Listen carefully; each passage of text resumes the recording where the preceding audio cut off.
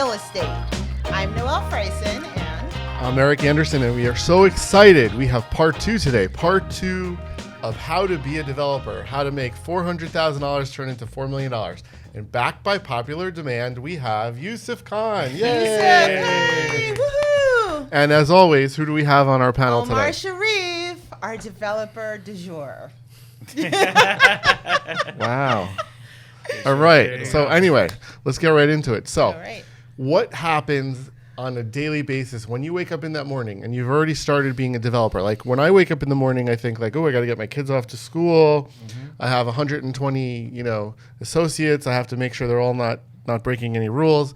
And you're thinking I have a $6 million or $20 million building to build. Like, what's your first thing when you wake up? What do you think? What's that first thing that says?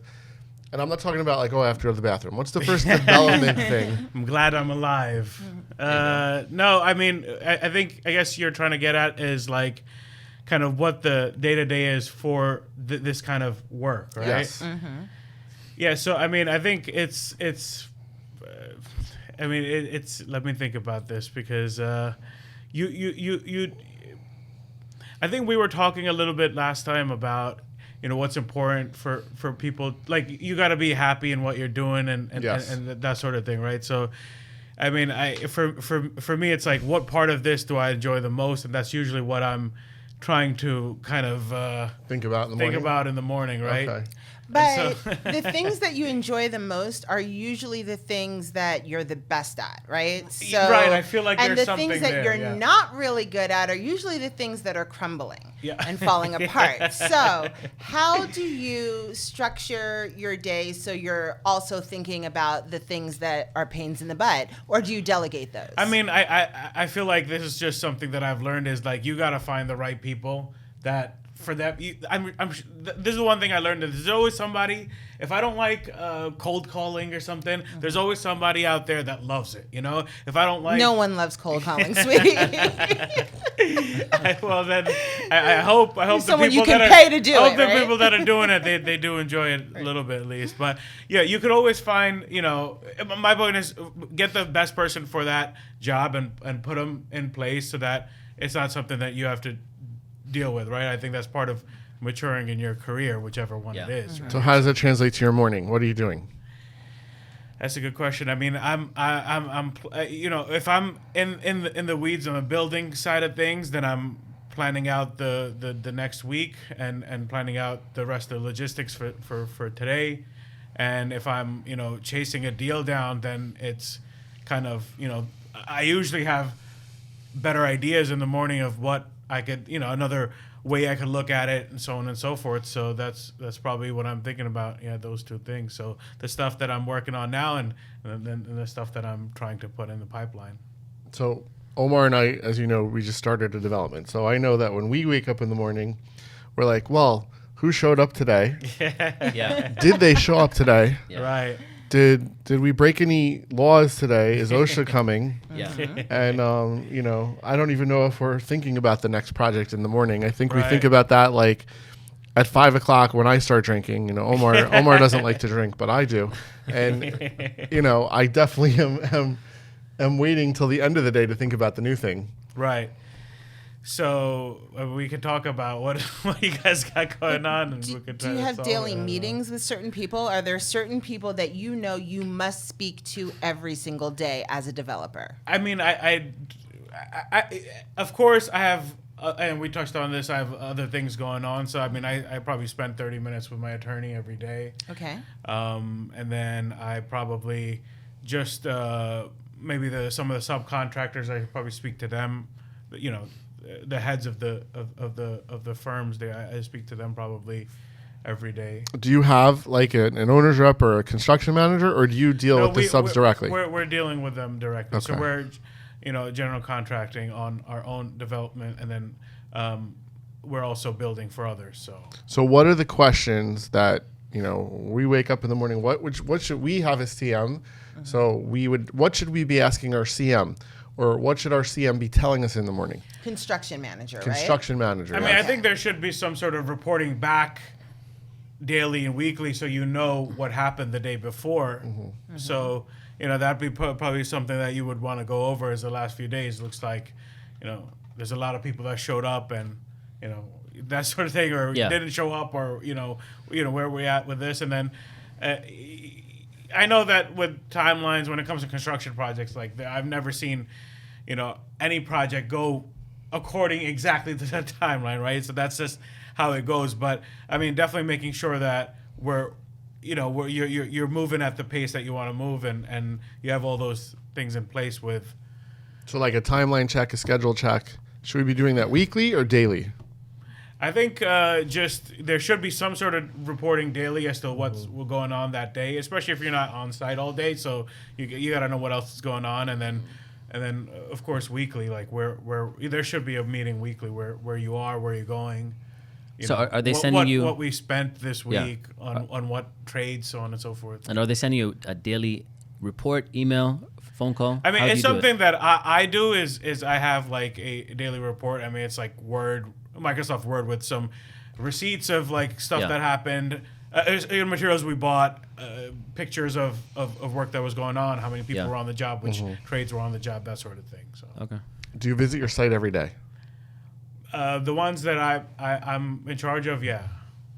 So would you say that that's a requirement as a construction manager or an owner, right? Because we're both, or we're owners right now, but at some point we may want to be our own CM. Right. So would you say that it's important to be at that job site every day? How much time should we be spending? How much time do you spend? And does it depend on what's being done? Because if they're digging or if they're installing steel, would you recommend having somebody there every day? I mean, in my whole like 10 years of like dealing with construction, so on and so forth, like it just doesn't work if there's nobody there. And that, like, you could have somebody, you could have like the top contractor in the world, you know, but you gotta be there just to make sure, you know. And but of how course, much time do you spend there? I mean, so that's the thing, right? I think it also depends on, like, I mentioned top contractors, right? Like, there is probably framers or electricians or whoever out there that you never really had to check their work, and they did it like A to Z, but you still have to do it. You get what I'm trying to say? So it's one of those things. I mean, I don't think there's like a time thing per se, but I mean, you're also talking about managing your own jobs. If you hire a construction manager, project manager, whatever it is, you're managing your own jobs yourself or hiring somebody out. You know, if you were to hire a GC, you know, the whole point of it should be that you as an owner don't have to be there on site really, like, you know, maybe once a week or something, right? But you know, if you're with a CM, that means you're a little bit more hands-on, right? You're kind of doing it in-house, right? So in that situation, it needs to be. Yeah, I mean, I don't think there's like a right number, but you know, there's got to be management that's outside of just the subs. But it's every day on the job. So someone is visiting the site every day. Yeah. Okay. So now. Well, you guys are at the Phoenix every Yeah, day. we are. Now, Yeah. So now there's You guys two are. things, right? I mean, there are project managers that really don't have to visit the site, but they have somebody on site, like a superintendent, Right. supervisor, Sure. that sort of thing, who is reporting back, and But they're there is some coordinating. person who's not a subcontractor. Right. There's someone from the management or the owner end that shows up every day. Should be every day. Okay. Definitely every day, but most of the day, right? There should be somebody there most of the day to. Of course, it depends on the scale. Not on like a two-family house. Like, you don't need Sure. Yeah. Well, we're talking about big development. bigger deal, a bigger development of multifamily. Yeah, of course. So all right. So we're at that site. What are we looking for as an owner or as a construction manager? What should we be looking for? Do we carry the plans with us? Do we open them up and do we take a magnifier out and say, okay, this doesn't look right over here? Like, what are we looking at? What should we be While noticing? the job is going on with the subs, right? So I guess, I mean, I would go through with the subs, like, all right, show me what you're doing and what kind of problems you're running into, right? Because sometimes it'll be one of those things where they're trying to solve the problem themselves, and you know, maybe you can help, or maybe you can, you know, maybe it's like different trades, but they don't want to talk to each other, or for whatever reason, or there's always some sort of obstacle. You could look for those first. Second, yeah, I mean, you could just check plans, right? You could just say, all right, this looks like it's supposed to be this size of a, you know, bedroom or bathroom or whatever. Go and see if it is, right? Like things like that. If your subs are good, they should be asking you, like, okay, you know, more specifications of, you know, I don't know, like what, you know, what size the vanity is, you know, or whatever. Like there's always going to be that if you're in the, you know, rough part of the stage where you're building, so That's yeah, part of- you could check plans. I would say That's you part could of check like a plans. request for information that the sub would send out for clarification Yeah. from ownership or something. Exactly. But what I mean to say is, like, what would you do on the job site as an owner? Yeah. You could check plans. You could make sure that that's. I feel as though you walk around and put the fear of God into them. Like, I'm here, I'm looking, I'm seeing that nail was crooked. You're good at that kind of thing. Yes, I am. You're very good at that kind of thing. Safety is very important too. I feel like that's. Oh, that's a great question. So, right. what do you do when One of your guys don't wear helmets. refuses to wear a hard hat? Why would he refuse to wear a hard hat? He wants That's something to his fall thing. on his Because he head? has a hard head. Don't need one. That's a different, So what do you do? I mean, we'll have to check. We're gonna get his head checked, scientifically, see if it has the same hardiness as a helmet. But isn't that against the law? Because he can get hurt, and that's going to get you in trouble it- with I someone. mean, you don't gotta wear a helmet on site. That's it. Yeah. So what do you do? Have you ever had a situation where one of your subs wouldn't wear a helmet? I mean, refuses to wear a helmet. I don't think I've ever had that situation. I Does mean, he have a medical condition that he's referring to? Maybe. Not that we know of. I mean, you gotta. I think it's like there's gotta be like a meeting just for safety. I think Yeah. just with all the subs and tell them like this is the protocol. Like you need as part of the job. I mean, this is really like it could go back to the contract, but obviously that the contract, no contract is perfect, right? But part of the job is that everybody's got to have the right PPE and they got to follow the protocols. Yeah. OSHA certified, at least your supervisors and foremans need to be. And Sure. They need to follow them, and that's just how it is. So then that leads us to a question. If you have a sub that isn't working out, Yeah. have you ever had a sub that wasn't working out? And if you did, how did you handle it? I mean, there's so many different situations, but Sub like, meaning it's- subcontractor, someone you Right. hired. Yeah, Yeah. for sure. I mean, you have to.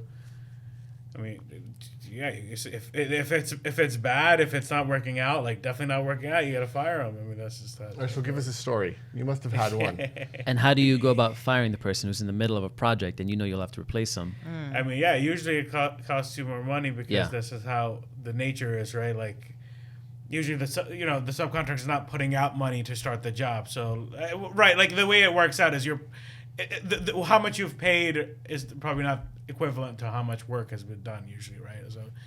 So there might be materials that. So Sort of thing, but- it's gonna be more out of pocket as the owner, but so because you're firing someone, hiring someone new. But is it, in your experience, is it worth trying to stick it out with the old contractor, even though they're screwing up everything, or are you better off biting the bullet, firing them, hiring a new one, and spending that extra money? Right. I mean, in my experience, I used to be on the boat of like, let's just stick it through and try to get it done, so on and so forth. But in my experience, I've realized that it doesn't work. Like once the and then that's one part of it. Now there's three things. One is like, all right, I've learned that it's better to just cut them loose and put somebody else new.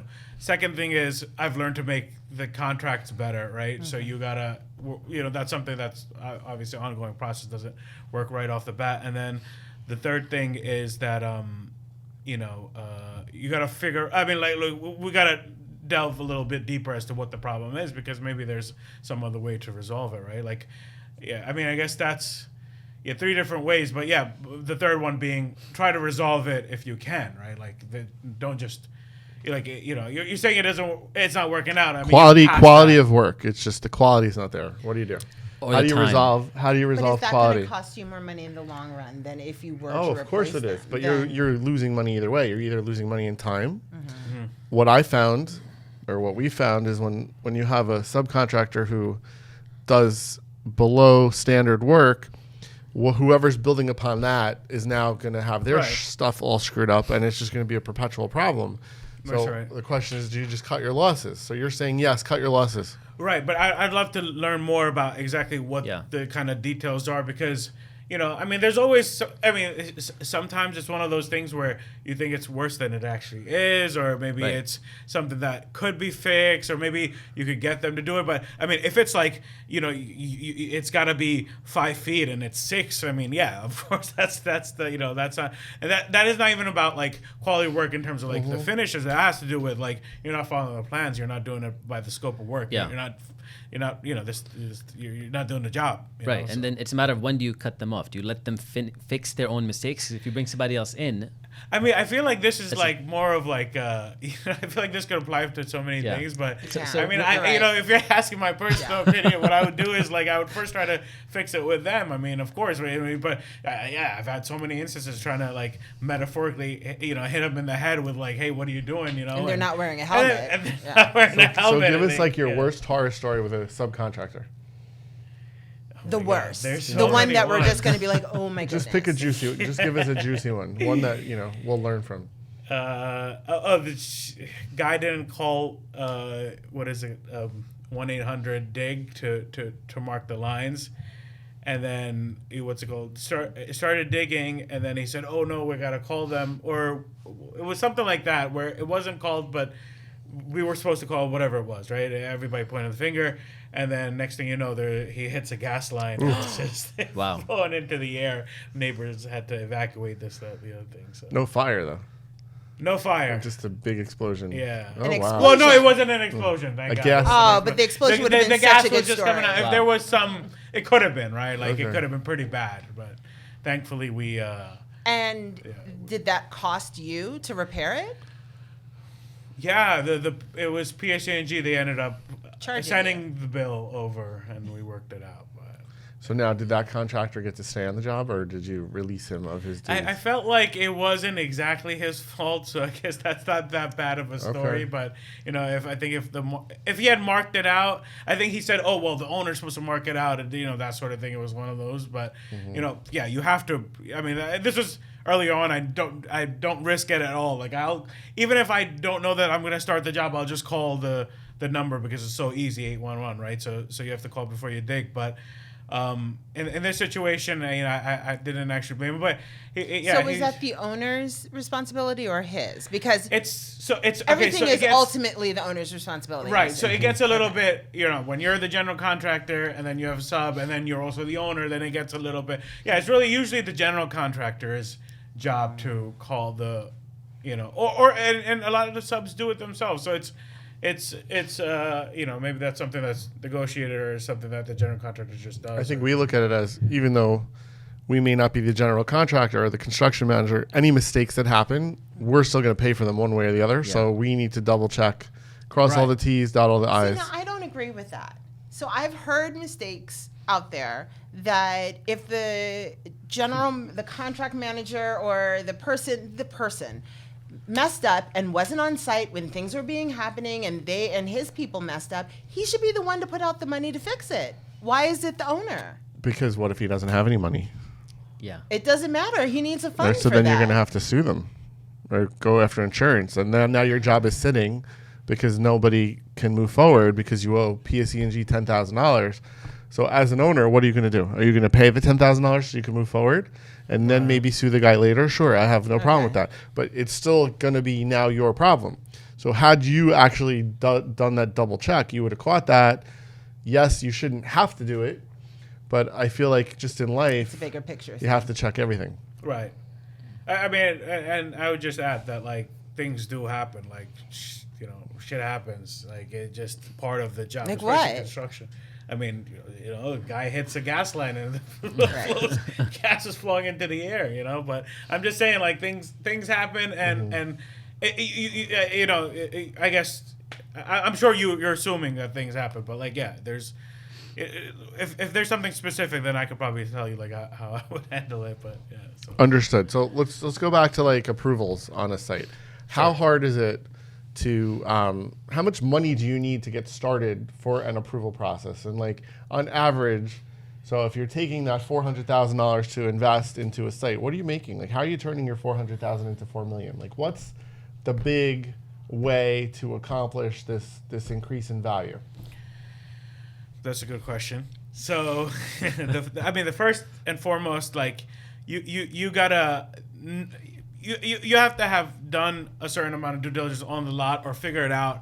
Okay, where we are with zoning or precedents in some sort of planning or entitlements of similar lots where you could have zoning that's different than what's there now, or build something that's the highest and best use is different than what's there now, right? So let's say you knew about a zone where there was higher density zoning, so on and so forth, then you would be doing the due diligence and figuring out, reading all the zoning ordinances, the looking at planning board approval, so on and so forth, to figure out what you could build there. What is that costing you? I mean, that's you're doing on your own. That's not costing anything. Okay. Time. Yeah. So you're pretty much looking for areas that are going through redevelopment and increasing density. I mean, that's if you're looking for another project that way. I mean, for us, it's a little bit different. Usually the site comes to us first, and then we figure out what can be done with it, just because we're always, So people are reaching sending out you to options. sellers and, Got it. and that sort yeah, of but thing. meaning Right? no one is sending you a 50 by 100 lot in the middle of some random Bergen County town and telling you to look into what you could do with it. You're probably in a redevelopment zone of some type, right? Right. I mean, mostly they're either redevelopment zones or the zoning allows for higher density, and then I mean it's always some sort of like you're looking for some arbitrage, right? Like that's Right. you're looking to see, they're all 2-family homes, but you could build a 20-unit building here because of the redevelopment plan just got approved, or the zoning just changed, or whatever it is, right? Because I mean that's usually how it goes. So you'll identify a site, and then you do your own due diligence as to like what you could build there, and then you go on to the next step, which is the design, the attorneys and engineers and that sort of thing. So to get it approved. So getting it approved, how much? That's Average project, not a massive not a massive. No, so let's say- 5,000 unit building. Let's say you find 50, two lots. 60,000, 50, maybe 60. it could be 80,000. So anywhere from like a 20 unit to like a 100 unit, 50 to 60,000. I would say somewhere between, I would say like lower end. I'm trying to think, maybe 50 to 80, 90,000. All right, so let's say 50 to 100 grand. 50, Okay, 100, yeah. that's your investment to take a zoning challenge and turn it into something else. Right. Okay, so we take that 50, that 100 grand. We've now taken a piece of property. What's your average recoupment? Like, where's your win? What are you taking? What's happening from when you get it, when you buy it, to when you change it, the zoning, to now what is it worth? How are you getting to the $4 million value off the 400,000? Where are we going? Tell me. I mean, so we talked about a little bit of this in the last one, where the values of land, well, it's just raw land, if it has approvals, entitlements on it, that sort of thing, right? So there's usually, I mean, if you're looking for a marker, there's usually a number where approved lots are selling for, maybe it's like $1 per unit, or $1 per square foot, or $1 per buildable square foot, that sort of thing, right? So you'll kind of know where that number is, and this is just for the novice, right? You don't have to worry about So let's a pick performer or a anything number. like Give that, us an but example. So you did a project in Jersey let's City. say Jersey. I mean, yeah, we could say Jersey City. Let's say. Let's say combining two lots, 50 by 100. Yeah, let's say it was two family houses. They're 50 by 100. Let's say we bought them for. There's all made up numbers. 500. No, we want real numbers. Give us a real number. Well, then, okay. So we could do real numbers. Yeah, too, give us a real but- number. Okay, so Bayonne, Okay. we're buying. Now this is a much longer process because it's different towns have different processes, Understood. right? So let's say it's So let's say it was a few houses on a block, and combined there were maybe 10,000 square feet. You bought them all for, let's say, $500,000 a piece. You're in it for $2 million. Let's say the zoning allows, or you do a redevelopment plan or some sort of zoning to get it entitled to 100 units. Okay. They're probably going to sell today at $50,000 a unit. So your value is $5 million. I do the math right.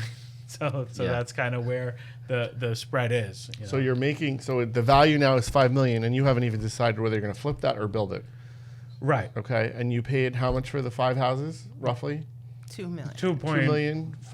Okay. And then your approvals, So let's say 2.6. Yeah. Okay, so you're making $2.4 million just with an approval change. Right. I think that's pretty amazing. And then you have to just factor in the time. Sure, it's cost of Because money. Well, cost of did you money, actually that's close on the properties before you went for the approval? That's the thing. I mean, these days most deals are done contingent on approvals, right? Yeah. So you are shelling out that money up front, but you don't get to close on it until you can probably get the financing in place, because most banks don't lend on just raw land. This is or what you if did. they do, it's like low LTV. Yeah. This is what you did when the place with the mosque, and then you made Right. the 800 grand instead of developing on Exactly. Yeah. Oh, You that was should the watch same the area. last one, so that way So you know. basically, just so again, for discussion purposes, we have a piece of property that there's 5 houses. Each house is worth $100,000. But because, and I'm explaining this to our viewers, is that because you're getting that extra time to turn it into a development site, there's added value to the homeowner because he's going to get more money. So his house as is worth $100,000, but all 5 houses together, you said 2.9. So whatever that number equates to. Right. So they're making 4 times more money than they would if they sold it as just a house. So their incentive to do that is to give you this 6 months of approval period. Is that what you normally ask for, 6 months? Usually a year. You asked for a year. Yeah. Okay. And And you is got it- it. And is there a typical markup on the houses when you make a deal with the owner? I mean, usually, yeah, you're looking to. I mean, that's kind of how it works out, right? You're paying the owner more for it than what they would get as is, and That's if they're willing to wait. Between Yeah. the 50 and the 100. Like Yeah. if the house is worth 100, he's giving each of them 500. And the reason he's giving them the 500 is because of that approval period. Right. Right. If that approval fails, their house goes back to being worth 100. Yeah, Right. I've had a situation where That makes sense. Somebody where held back. where I would put the value of a house that I had under contract at, or actually we were negotiating the contract. I would have probably put the value at like maybe 950, $1 million, something like that. And the guy was like, "I want 800. I just want 800 in my bank, and I'll retire." I said, "Okay, we'll give you 800."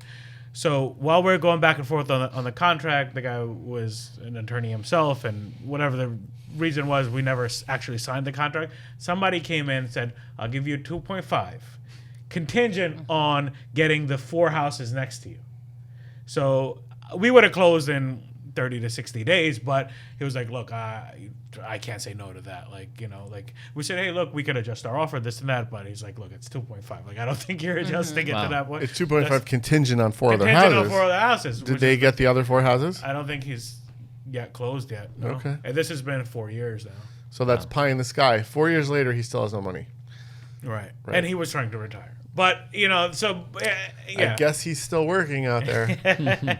Well, but the point was, yeah, I've seen all sort of like contingent deals, right? Like Yeah. you could have it, stuff like that, and then I've seen it where there'll be homeowners will get the approvals themselves. That I've seen that too. Like there's different. So we've talked situations. about getting approvals ourselves. Now, obviously, we're in the business, so we have some understanding as what people need, but we also do a lot of trading and we represent a lot of developers. Yeah. And what I've learned is that every developer has a different sweet spot. They have different flavors as to what they want to build. Yeah. Some will only build 50 units and up. Some will only build 20 units. Some need 200 units. So I found that it's hard sometimes to get approvals unless you actually know who you're going to try to sell it to, because you could come up with some super creative idea, like a recipe for some amazing architecturally beautiful building with, Yeah. smaller apartments or massive apartments, and then nobody wants to buy it from you and nobody wants to build it. So sometimes I think that's dangerous. And I feel that if you don't know what you're doing, you really need to go try to get that sold and then get it approved based on what someone's or actually you're just letting that person buy it. That's a great point. Yeah, I've had situations where I've seen approved lots. It's like, oh wow, in this little lot they put so many units. You look at the plans and it's like really tiny units that they're not even like livable. That's how bad it is. And I wouldn't want to put that product out there myself. And so, we're looking at, if it says 40, it's really like 30 normal size units. And then that messes up the whole number. then you have on to and go so back. forth. I would have to go back, do the whole process over Right. again. It's better to do it, one way right off the bat. Now, I know in like Jersey City, if you have a 50 by 100 lot, that's such a narrow, small. Like you, most of the designs everybody's doing, they all kind of look the same, right? Right. 50 by 100, 75 by 100, whatever it is. So you know, those I guess are more, you know, tradable with each other than something that is a larger development where you have, you know, I've seen projects with like so much more amenity Sure. space than required or than needed, right? That I mean, things like that, right? You see that all the time. But yeah, that's a good point. That it also matters. Like for me, I would rather prefer to go to the approvals myself, especially if I want to.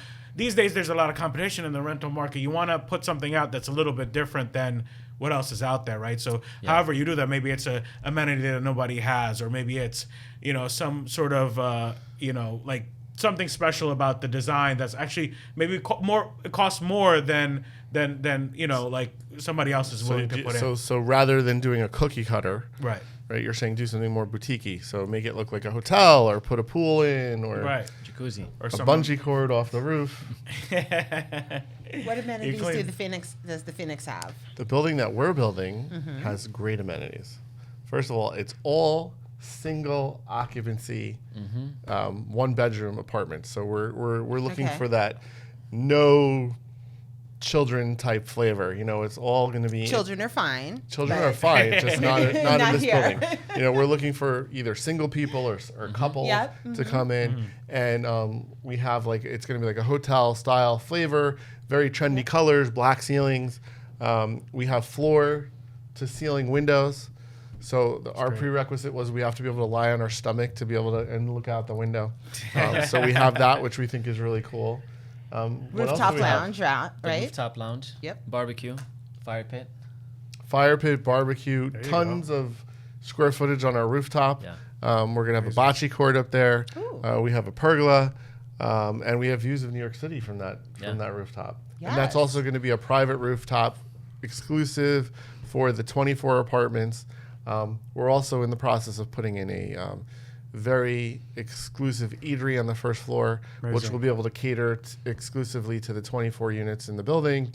They'll be able to have food delivered to the rooftop. It's great. going to be super exciting. I Yeah. love that. Have you found the people yet? That's great. We do. I heard bocce courts are out, by the way.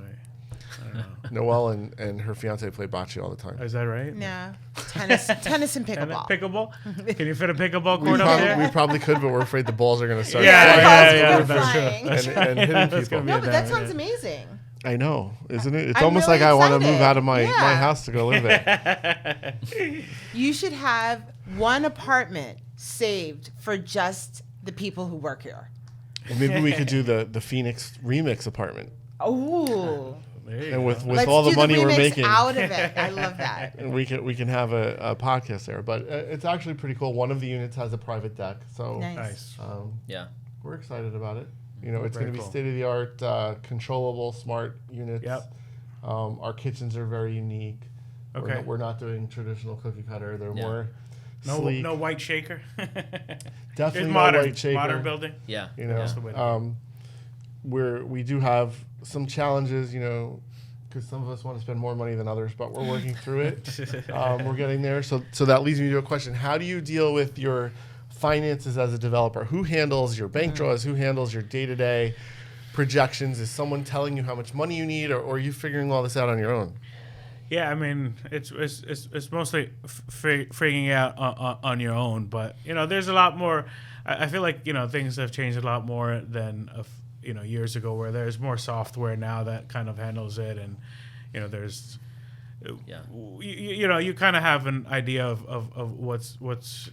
what's going on in terms of your finances a lot better now than before. But yeah, pretty much we're doing it ourselves. Yeah. Okay.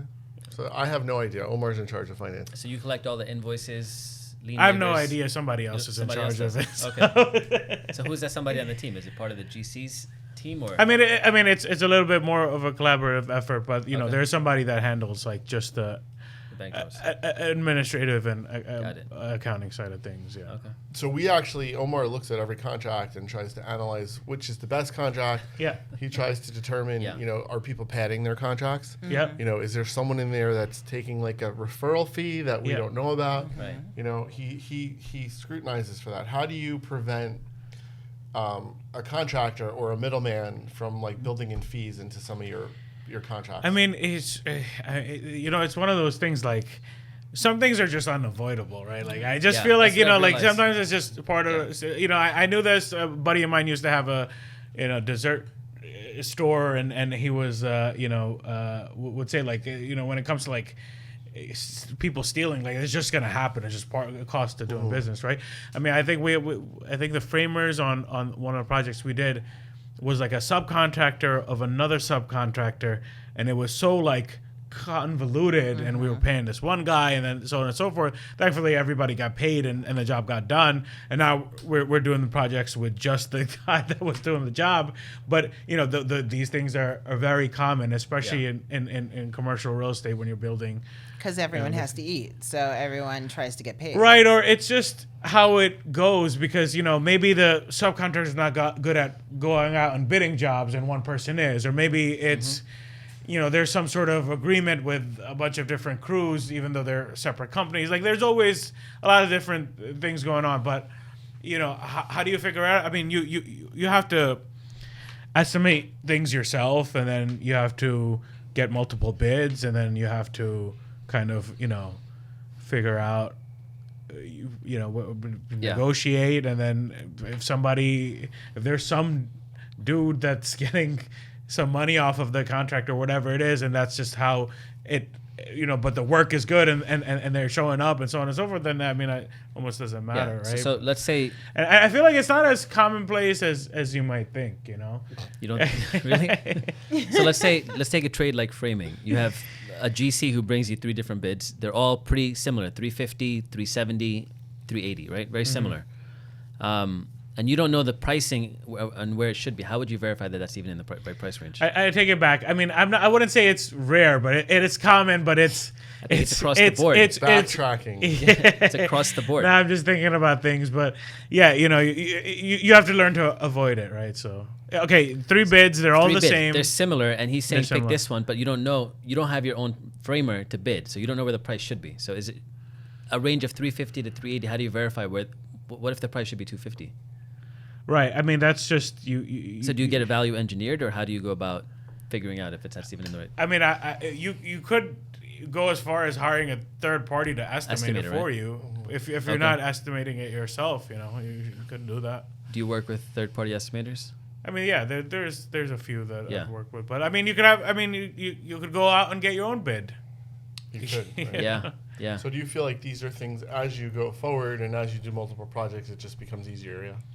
Yeah, exactly. You pretty much, then it's especially, you do more projects, you'll know that the contracts, I mean, of course, prices go up, prices have gone up for materials and labor significantly in the last a few years, right? So of course, but yeah, you could kind of figure it out. So that's a great question. One of the things we experienced is we had some of our bids got a little stale.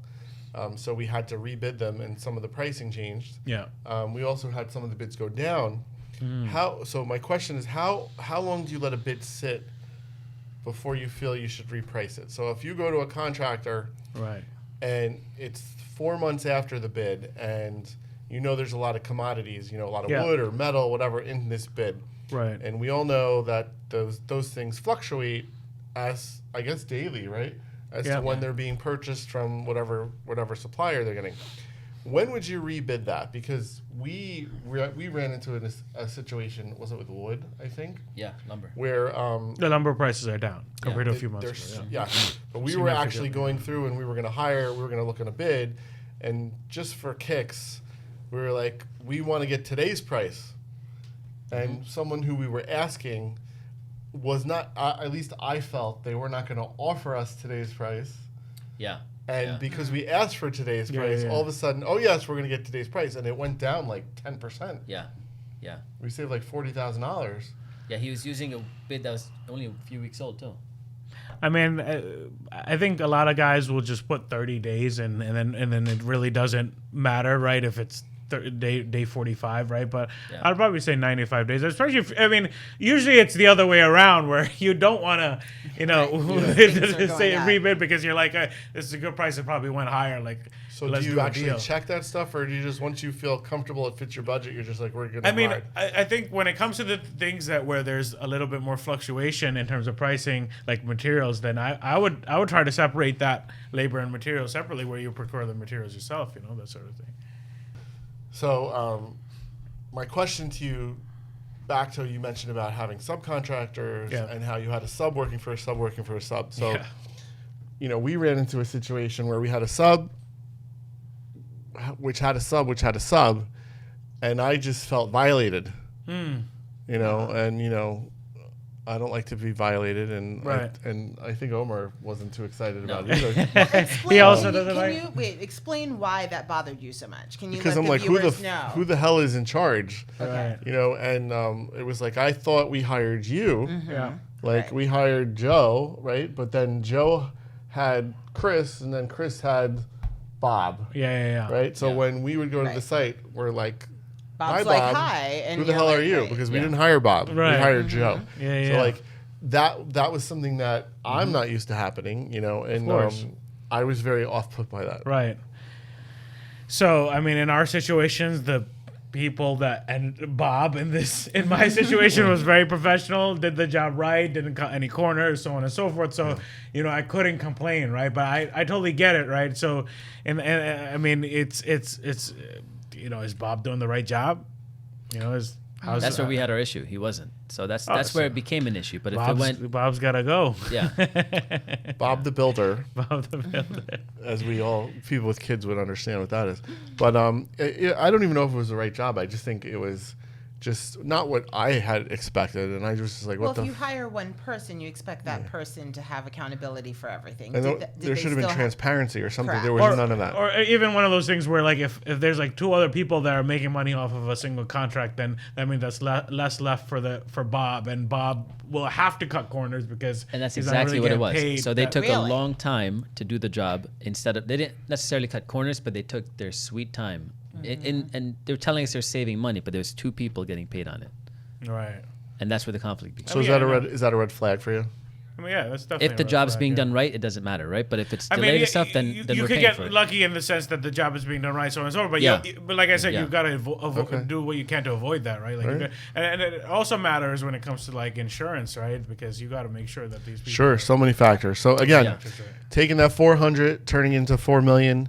Our project, we took the first one that we did together. I'd say we had units.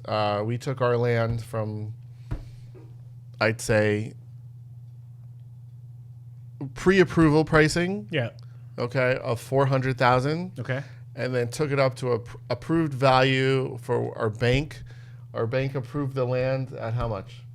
2 million. 2 million. So that's Appraised it. $1.6 million increase, and we did nothing. We didn't put one shovel in the ground. Yeah. So the path to riches, guys and gals, you need to learn how to be a developer. You need to learn how to get approvals. We can help you here on the RE-MIX video podcast. And So- yeah, Wait, a There's a wait, lot of- Hold on, we need you to wait, subscribe. Wait, yes, we need everyone out there to press that button. Subscribe. Do you want to take your 400,000 to, what was it, 4 million, 4 million. or more? Subscribe. Listen to this.